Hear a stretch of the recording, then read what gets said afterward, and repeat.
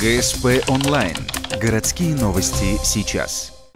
В Ухте арестован продавец одежды. Его подозревают в совершении иных действий сексуального характера с применением насилия. Преступление произошло 27 мая, ориентировочно с 14 до 16 часов. В одном из отделов торгового центра мужчина напал на покупательницу. Хотя, как утверждает подозреваемый, все было по обоюдному согласию. Чтобы заинтересовать женщину, он предложил ей скидку на покупки. Потерпевший 36 лет, хотя следователи говорят, выглядит намного моложе.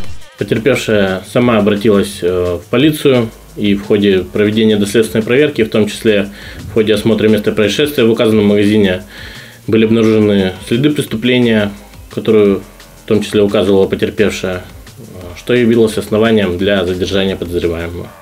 Адвокат просил избежать заключения под стражу, так как мужчина диабетик, но из-за общественной опасности прошение не удовлетворили.